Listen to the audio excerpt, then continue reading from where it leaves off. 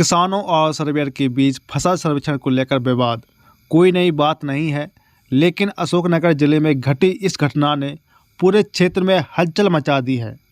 एक किसान ने अपने हिसाब से फसल दर्ज न करने पर गुस्से में आकर सर्वेयर के साथ मारपीट कर दी। मामला बढ़ने के बाद पुलिस ने रिपोर्ट दर्ज कर ली है। यह घटना डिजिटल फसल सर्वेक्षण की पारदर्शिता पर सवाल खड़े करती है। अब हम आपको इस पूरे मामले की विस्तृत जानकारी देते हैं।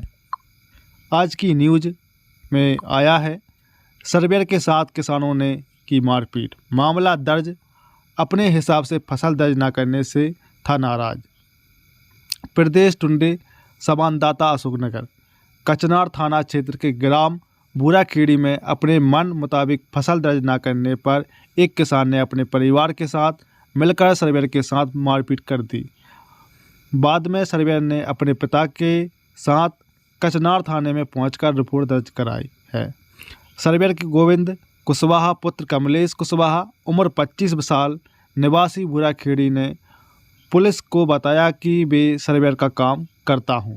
मैंने कुछ फसलों का सर्वे कर लिया है और कुछ काम शेष है। गुरुवार की सुबह करीब 10 बजे मैं अपने घर से फसल सर्वे का कार्य सरकारी काम करने के लिए जा रहा था। जब मैं अभयराज के घर के सामने पहुंचा तो अभयराज ने मुझे रोका और कहा कि तू मेरे खेतों की फसल मेरे हिसाब से चढ़ा। तो मैंने कहा कि मैंने मौके पर पहुंचकर सर्वे करता हूं और उसी हिसाब से फसल लिखता हूं, लेकिन अभयराज अपने मन मुताबिक फसल चढ़वाने की बात कर रहे थे। इसी बात पर से अभयराज, राजपूत शेखर, राजपूत दशरथ, राजपूत इन तीनों ने पहले तो मुझे गालियां दी। जब मैंने कहा कि गालियां ना दो तो अभयराज ने पत्थर उठाकर मेरे सिर पर मार दिया, जो दाहिनी तरफ लगा, जिससे खून निकल आया। शेखर और दशरथ ने थप्पड़ों से मारपीट की, जिससे मूंदी चोटें आईं। बाद में प्रतीप कुशवाहा, भानु कुशवाहा ने मुझे बचाया। आरोपियों ने जान से मारने की धमकी दी है।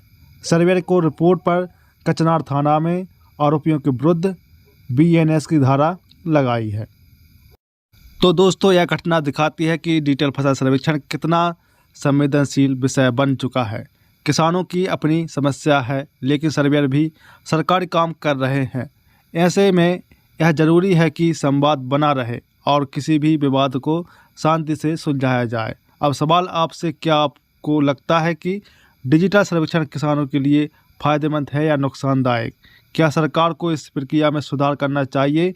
ऐसी घटनाओं से बचने के लिए क्या कदम उठाने चाहिए? अपनी राय हमें कमेंट में बताएं। अगर आपको यह जानकारी